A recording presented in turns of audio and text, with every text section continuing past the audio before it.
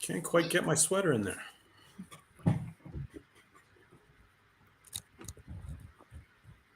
Hello, everyone. Welcome back to our weekly live as we lead up to our 45th expedition, Expedition Northbound. We're less than 2 weeks away before the start of our expedition, and each week we've been meeting with different groups of our team to talk about different aspects of OCEARCH. Last week we talked with the science team to talk more about our science. Today we're joined with another member of our science team to really focus on our shark tracker. So I'm joined today by John Tyminski, our OCEARCH's senior data scientist, as well as OCEARCH's founder and expedition, Chris Fischer. John, since this is your first live stream, why don't you introduce yourself and tell everyone what your role at OCEARCH is? Okay, well, hello, everybody. My name is John, and I am a senior data scientist with OCEARCH.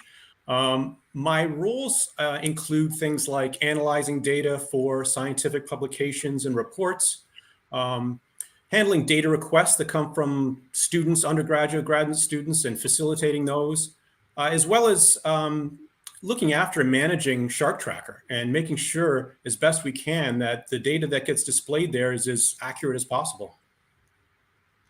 Perfect. So today's live stream is all focused about the OCEARCH Global Shark Tracker. I know most of our social followers have downloaded the app or go to the website and track our sharks. But let's talk a little bit about the start of the Shark Tracker. Why did OCEARCH decide to put this data out there on the tracker? Yeah, well, first I got to give a shout out to 4th grade marine science class in Bayside High School, Palm Bay, Florida. Teacher Laura there, and teacher Amber's got from Jacksonville, Florida. She's got her class watch. You guys are awesome. The whole educational program started there. So it's great to see the teachers and the students out here, and it's really why the tracker was founded and started. So there was a couple things going on back around 2010. You know, we were making TV shows for National Geographic and the History Channel. We weren't allowed to engage socially in real time with the public while we were doing that because the networks were driving everything to the show. That started to wind down.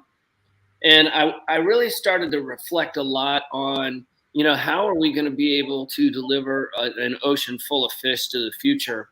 And it really kept coming back to a few core values like of total inclusion, like it was going to take everyone. And if we were going to solve this puzzle of white sharks moving around the world, we needed then to include everyone. So it was about inclusion. It was also about disrupting the concept of ownership in the science space. There really weren't any trackers like our tracker back in 2012 when we launched this thing. And there was big discussions, heated discussions with scientists and people in the science community who were saying things, if you share the tracks, we won't be able to publish and things like that. And, you know, fortunately, OCEARCH was paying for the equipment and paying to go out and sample these animals. So it was the first time in my life I ever had to claim ownership to something, to give it away. But I felt passionate about the fact that it was going to take everyone to deliver an abundant future to the world. OCEARCH was in the middle of one of the most charismatic research projects in the ocean. We were really pioneering and exploring the science around great white sharks forward, far beyond where it had ever gone before. Still do that today. And I just felt like everyone should be included.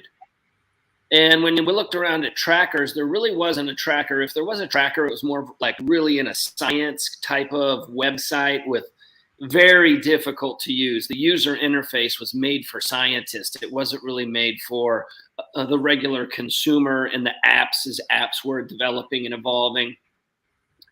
And so I remember saying, hey, we need to make one. We need to make it easy. We need to make it so the kids and the families and the parents and the teachers can leverage this in real time, you know, science in the now, exploration in the now, education in the now. All of those things were running through my head. And the one funny story about the tracker in the very early days, right when we completed it, and we were getting ready to launch it, we just tagged, I believe, 40 white sharks down in South Africa, and we were heading to the northeast of the United States to Cape Cod, and that's when we ended up tagging That's when we ended up tagging Mary Lee and Catherine, and so many of those sharks people fell in love with on the East Coast. But my accountant walked into me on the time because our show had been canceled on the History Channel, and we didn't know how we were going to pay for the ship to give it to the scientist. And he said to me, Chris, I think we need to charge $1 or $3 or something for people to track the sharks, because, you know, we just got the bill for this thing and you're broke. And I'm like, man, we can't charge for it. You know, I know it doesn't make any sense right now, but this is about inclusion. And I think if we include people, they'll help us, and we can do this by the people, for the people all together. They want to, you know, pioneer this work to ensure an abundant future for our kids. And I had just watched something where I heard a quote of someone who said, hey, man, if you want to hold on to it, you got to give it away. And I just said, man, you got to give it away. We'll figure out the money some other way. And that was right when the tracker was launched back in 2012. And then Mary Lee was tagged. Catherine was tagged. People fell in love with those sharks on the tracker as they went down the East Coast. Our corporate sponsors stepped up to help us bridge the gap. Caterpillar came in big for 3 years. And then Mary Lee lit up, you know, the East Coast, and OCEARCH was off on a new trajectory, really due to the tracker and to some of those great sharks and the great companies that have helped us along the way. Yeah, so tracker is so exciting. You talked a little bit about how the sharks really helped change the public perception of white sharks, being able to track them up and down the East Coast, like sharks like Mary Lee, where many fell in love with tracking them. Yeah, you know, so if you really think back about shark stories that were in the press or in the movies, you know, you had the obviously famous movies like Jaws, which really set the tone and impacted sharks a lot. But then, you know, we didn't know anything about the sharks. So we didn't know where they were. We didn't know where they were going. So there basically were no stories about sharks, except for when there was a negative shark interaction. And then, boom, it was a big story. What the trackers allowed for that really, really changed that, as far as shifting the tone of the conversation around sharks, was that suddenly people could see where the sharks were when they were coming by their towns or swimming in their inlets, and then the shark would pass through and nothing would happen. So then they would start to write stories about, oh, Mary Lee or Catherine just passed through Jacksonville, Florida, and they would ask us what's going on, and we would be able to tell them, well, they just came down from their winter migration south to overwinter in this region, you know, and start to talk about the life of the white shark and include their puzzle of mating and breeding, mating and birthing, gestating, foraging. And then there started to be all these stories about sharks, thousands and thousands of stories. And then if there was a shark incident, there was another story, but it was put in the context of many, many, many thousands of stories, not the only story, because the tracker allowed people to see where the animals were. Every time they pinged, it allowed us to educate and talk about where they were going, what they were up to. People could engage with them. Then we gave the sharks a voice. And sharks like Mary Lee and Catherine ended up with, you know, I think Mary Lee has 160,000 Twitter followers, you know. And now we could give the sharks a voice. And that was hugely powerful. And that was only because of the tracker, which made, you know, their lives and their movements visible, so people could engage in observing the journey of their lives and get to understand that, man, we're all swimming with these things all the time. And they're actually moving around the ocean out there, keeping it in balance, guarding our fish stocks from second-tier predators that want to wipe out our fish stocks. And it really began to allow us to not only solve the puzzle of their lives, which everyone has enjoyed in the science side, but shift the tone of the life around the sharks. And I think the East Coast of the United States is now the leader in that conversation. And they went from last place to first, really, over the last 10 years.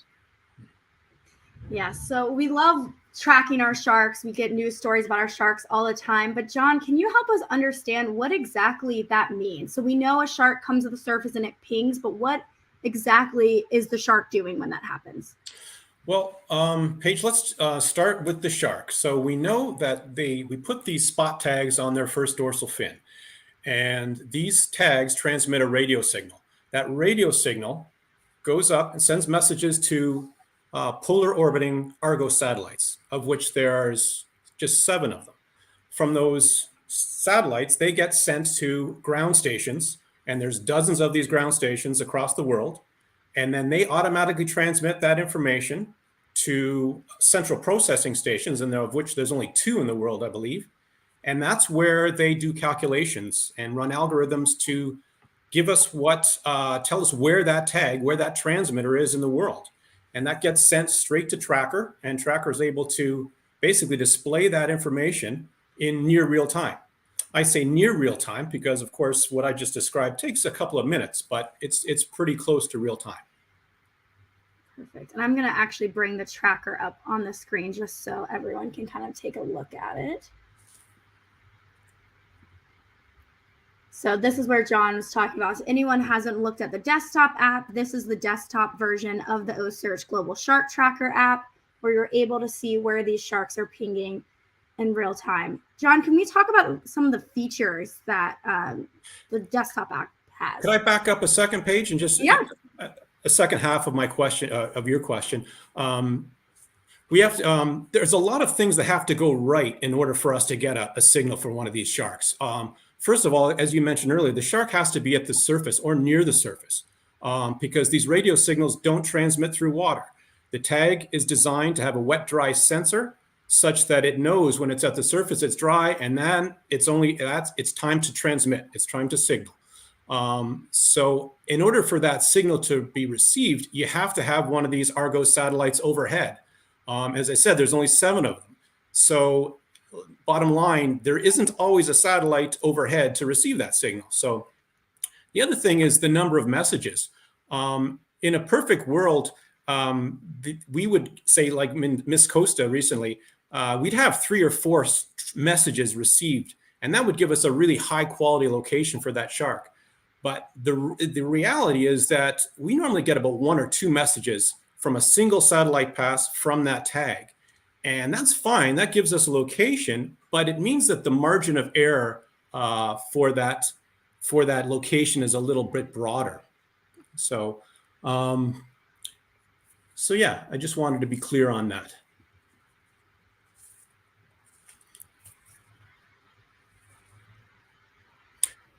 Yes, I wanted to clarify. I was looking at some of the questions about that.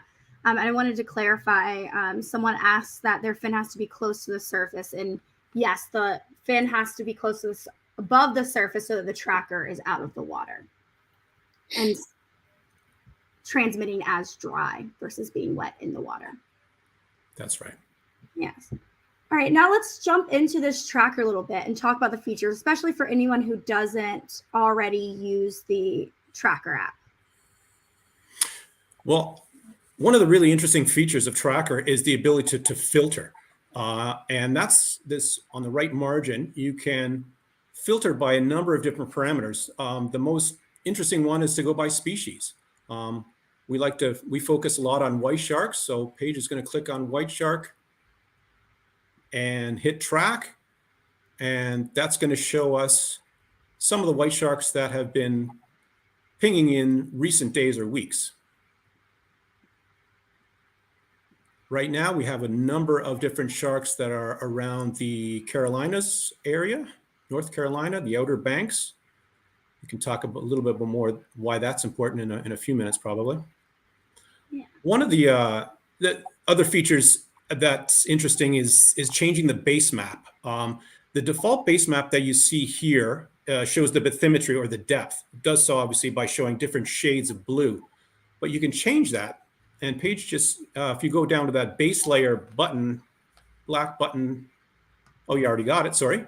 You can change, you can look at things like wind, rain, air temperature, clouds, and see how those things are related to where the sharks are or where they're going to or where they've come from. Sea surface temperature is particularly interesting. Yeah, I think this is so this is where I think the art of science and angling comes together when you can start laying over things like sea surface temperature. So if you zoom in there off the Outer Banks page and then slide it a little bit, let us see more to the north. Okay, so you can see what's happening here. Our white sharks are sliding up. It's getting to be springtime. It's starting to warm up down in the southern latitudes, right? So below Cape Hatteras, it's starting to warm up. You get down into the Keys, it's even hotter. So these sharks are starting to feel that heat, that warm water, and they're sliding north up to Cape Hatteras. But when you look right here, right at the tip of Cape Hatteras, you can see where the warm water is colliding with that blue cold water, right there off Cape Hatteras.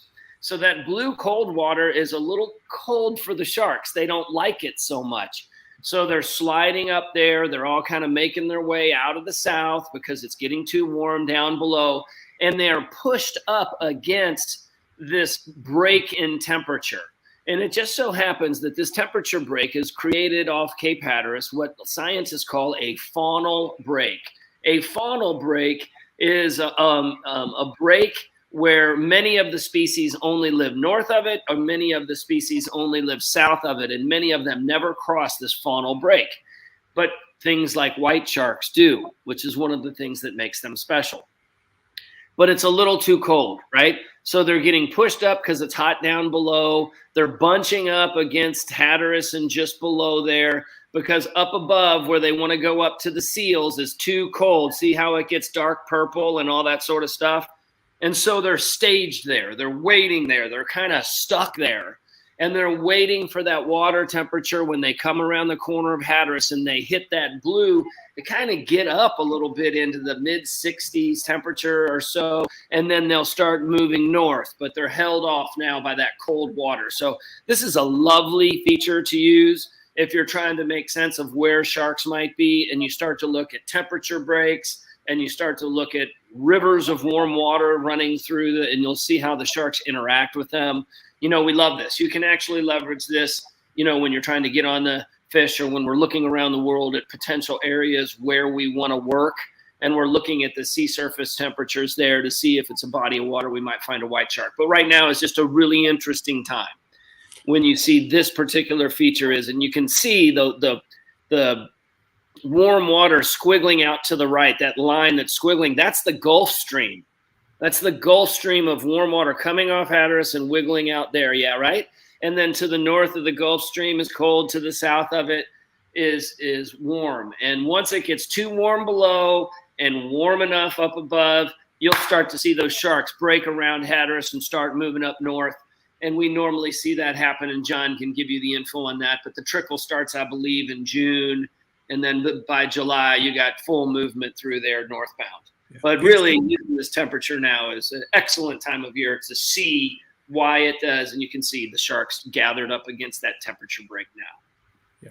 Paige, could you switch to currents? And that's going to kind of emphasize what Chris is just saying about the Gulf Stream, and zoom right in there. And you can see how powerful that Gulf Stream current is moving north. And it's interesting as they zoom in to look at where the sharks are orienting to the Gulf Stream. Usually at this time of year, they're just off the east, you know, close to the inshore edge of that Gulf Stream. And that's another really interesting feature of Tracker, I think. The other thing that I think is interesting is zoom in here so where we can just see, not out in. So we can see from Hatteras to Canaveral. That's too tight, right?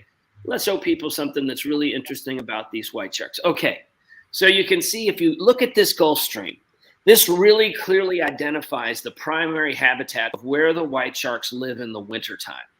So when you see the Gulf Stream wrapping around the bottom of Florida, and then it comes up around Miami, right against the coast of Florida, and then you can see where it separates and it comes off the shore of Florida. That's at Cape Canaveral. Cape Canaveral kind of, the Gulf Stream kind of hits Canaveral and it bounces out to the east and comes off the shore. And then it wanders off the shoreline, and then you can see it comes back in and it touches right at Cape Hatteras, right? And then you see on the inside edge of the Gulf Stream, between the continent, between the United States and the Gulf Stream, that is that cold band of water that the white sharks live in. That's their primary winter habitat. It's that piece of water that the Gulf Stream holds against the southeastern United States. And it touches in Canaveral, and it touches right in Cape Hatteras, and that sliver of water, that's where you're going to find the vast majority of our white sharks throughout the winter season. About 50% of those sharks will push south and through the Gulf Stream, and they'll wrap around into the Gulf of Mexico, and they typically mill around for 1 to 3 months or so, not too long, but then they slide back around into this primary zone, and then they stage as it warms up, and then soon they'll kick around Hatteras. But this is a beautiful representation of the primary habitat for the winter white shark, because it's that band on the inside of the Gulf Stream. Once you go out, if you flipped over to just in the same frame and flipped over to water temperature in the middle of the winter, you would see that on the inside of the Gulf Stream, it's really cool water. And on the outside of the Gulf Stream, it's really hot water, too hot for the white sharks. You can still see the yellow band of water that along the East Coast there from Canaveral up to Hatteras, that yellow sliver, still not too warm for the white sharks. But when you hit the Gulf Stream and it goes to red and everything out there, too warm for the white sharks. So they're coming around, they're sliding up that sliver. They're stuck up there at Hatteras, waiting for it to warm up to wrap around the corner to move north and shift their diet onto marine mammal. That's what's happening right now. We believe that some other things might be happening when they get all pushed up against that barrier there at Hatteras as well. Yeah, and this is exactly where we're going for expedition in a couple weeks. So this, you see all of our sharks right here. This is the region we're going to study these animals right before they're headed northbound. So it's called Expedition Northbound, right before they head north for the summer. And then, Paige, let's show them, and I don't want to jump in, I know we're still in feature, show them the hybrid map, the Google map. Yeah, show them. So this is kind of my favorite map here because it really helps you, the whole continental shelf pops. You can orient yourself as to where the sharks are in relationship to cities and towns much better, I think, than any other map. But this is a great map if you're looking around with your students and or anyone, and you're trying to orient, like, oh, where is that shark? Oh, look, it's off of, whatever, Savannah, and it's southbound toward Jacksonville. I like this map a lot. But there's a lot of good ones, to use. But the temperature, the currents, I think, are something that can be really integrated well when you are talking about students and teachers, or if you're just someone who's trying to understand how the rivers of the ocean and the characteristics of the oceans affect the movement of the white sharks. If you start playing with those two things, you're going to have a lot of eye-opening experiences. Yeah. One thing I want to point out as we look at this map is that there's a few examples of sharks that are still in the Gulf of Mexico, overwintering there. And I think it's interesting to point that out because it shows that in a given species, not all the animals are doing the same thing at the same time. And that makes sense from an evolutionary perspective, that you're going to have some, what we might call plasticity or variability with their behaviors. Because if the environmental conditions change, some of these are going to be able to adapt better than others. So I suspect these ones we see in the Gulf of Mexico, they're going to trickle out of there in the coming weeks. And they're going to lag behind the others.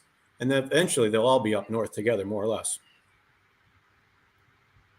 Yes, and I wanted to show one filter. People were asking earlier. It used to say 120 animals right here. So that's as many white sharks are currently on the tracker. And then I filtered it for the past year. So the 120 are no longer actively pinging sharks as well, so that we could look back at their historical data and continue to learn from them. But I just filtered it by year so we can have some of our more actively pinging sharks. So that's what the different animals down here means. Okay, and now we're going to take a few questions from the audience. So we'll try to catch up on some of our questions about the tracker or upcoming expedition. So if you have a question, feel free to add it in the comments again, just to make sure we see it. But one thing I saw earlier is, John, can you explain about what a Z-ping means? So a Z-ping, we still see that the animal is pinging on the tracker. Let's see if we have any right here. So like Mahone Z-pinged, what does that mean? So it goes back to what I was saying earlier with respect to the number of messages that get received by the satellite from a single tag during a single satellite pass. So the more messages, the better. As I said, we want 4 or 5. A Z-ping would be an example of one single message getting through, and it's not really enough information to calculate, generally speaking, not enough information to calculate a location. But it is enough to tell us that we know it came from an individual shark. There's a unique ID for every one of these tags. So it tells us that that tag is still working, that occasionally a Zping will produce a location. Usually they're not of very good quality, as you would guess. So that's the bottom line with the Zping. Yeah, so we see Mahone Zpinged early this morning, but then when you look at him on the tracker, the latest ping is December 4th, 2022. So this last ping was a higher quality ping, the December 4th ping. And so we know he came to the surface. We don't know exactly where he is. So he stays on the tracker based off of his last ping. I mean, I think it's important to talk, why do we do that? Why do we show a Zping? Well, for us and for you, we know that Mahone is okay. We know that Mahone is out there swimming around. We just didn't get any location data. So it's good to hear. Sometimes you'll start to notice, if you watch sharks on the tracker for a long time, a shark like Mahone's been tagged for several years, that you start to get more and more Zpings later in their track, right? So it has to do with how long they're out of the water, for sure, right? And so we have sharks. Some sharks are pingers. They love to live at the surface. Some sharks are very shy. They don't come up that much, and we get many less detections from them. But also there's biofouling on the tags. Things want to grow on the tag that are in the ocean. And oftentimes when you get into the 3rd, 4th, and 5th year of tracking a shark, you start to get more and more Zpings. But also as you get 3, 4, 5 years away from when you tag the shark, it's good to know the shark is okay. You know, so the Zping for me has great value, especially when it comes to like sleeping at night and just knowing how the sharks are doing. So that, you know, Zpings that's why we put them up. We want everybody to know those sharks are okay, just no location data.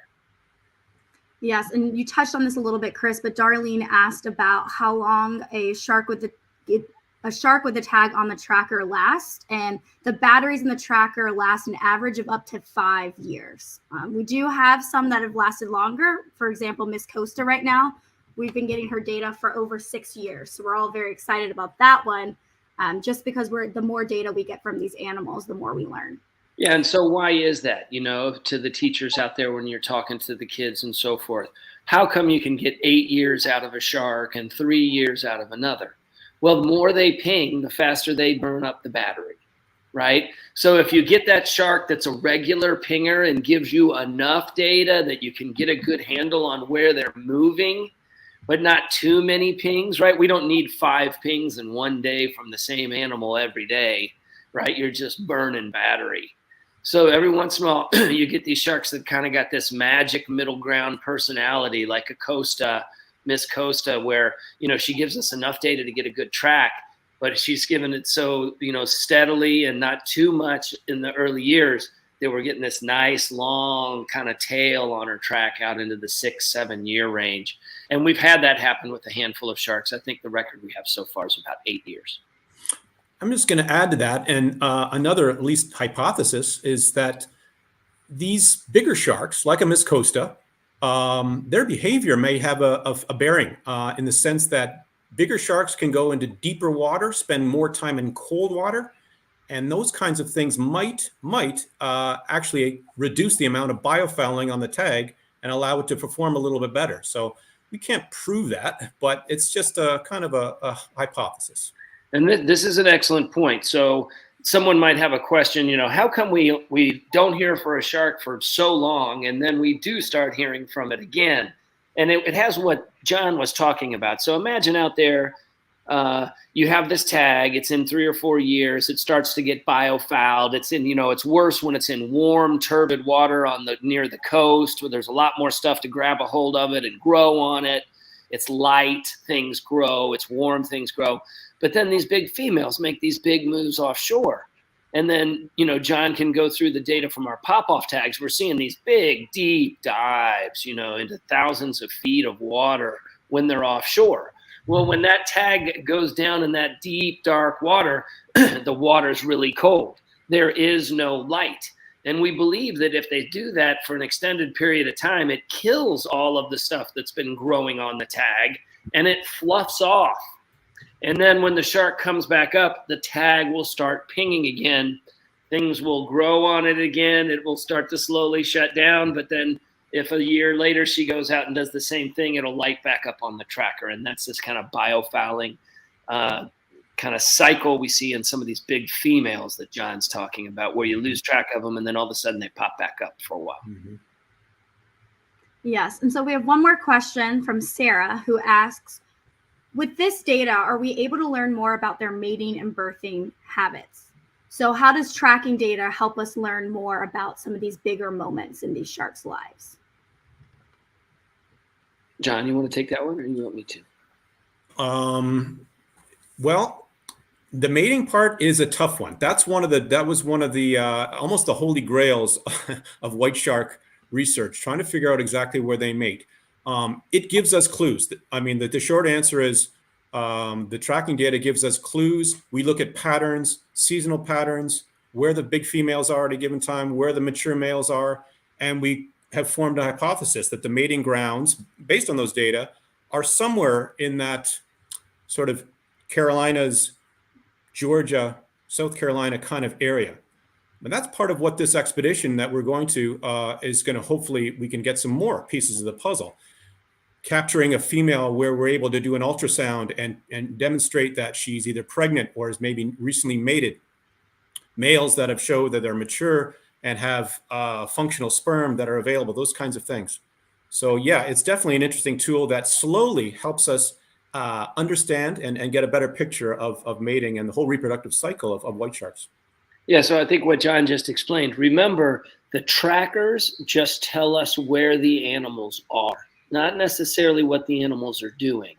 But when you see animals all spread out and you have big mature males and big mature females, and then suddenly they swim into the same region, that's when the tracking is certainly giving you a sign that mating could be potentially possible, because we have both mature males and mature males in that area. But then this is the power of doing 24 research projects with 45 people from 25 research institutions. It's the other science that you mixed with the tracking, right? The tracking tells you where they are. The other science tells us what they are doing where they are. So what John mentioned is we take blood samples from all these animals. So we're going up off the Carolinas. We're trying to nail down the mating site. That's the purpose of this next expedition. There's no getting around that. That's what we're trying to do. Whether we can pull it off or not, that is, we need to go try to find some mature males and some mature females on this next expedition in the lower Outer Banks. And so yes, the ultrasound will be hugely helpful if we, we can see if the males are reproductively ripe, and like you said, get samples, sperm samples, and then look at them in microscope, see if they're viable. We get blood samples and we test their hormone levels, so we can see the elevated estrogen in the females and testosterone in the males. So it's that is what's so powerful and different about OCEARCH and this massive collaboration. You have these 24 individual strands of science, a few of which are tracking, the other of which, when you weave the strands together, where they are, what their blood looks like, what their hormone looks like, what the sperm samples looks like, what the ultrasound, then you start to weave together a picture of what their life looks like, and that's how you nail down mating. So it will be the collision of multiple projects with multiple different pieces of data all aligning that will ultimately say, oh, mating is occurring in this region during this time. Not just the tracker. Yes, like Chris said, we have 25 research projects on our upcoming expedition, over 40 collaborators, and we are going to this region that we've really been focused on during this live stream to study these animals and understand their hormone levels, their health, what they're eating, what they're doing there beyond. We know they're going there, but some of our other studies will help us know what they're doing when they're there. So thank you everyone for joining our live stream today. If we didn't get to your questions, I'll be trying to answer some of the Facebook questions later on today throughout the day. So hopefully we'll get those answered. Thank you for joining. We have one live stream left in our series next week. It'll be a week before expedition, where we'll kind of wrap up the series and talk generally about OCEARCH and our excitement for Expedition Northbound. And again, Expedition Northbound will be off North Carolina from April 17th to May 4th. And in the meantime, you can download the OCEARCH Global Shark Tracker or look online to track our sharks and then follow along in real time on social, of course, during the expedition. So thank you all for joining today. Thanks, everybody. Yeah, and the one question about the digital scale on the lift out there, we would love to do that one day. It's just super pricey. Oh, sorry. Yeah. No, perfect. All right. You guys have a great rest of your day. Hope you're happy. That was fun. Great job, John. Oh, thanks.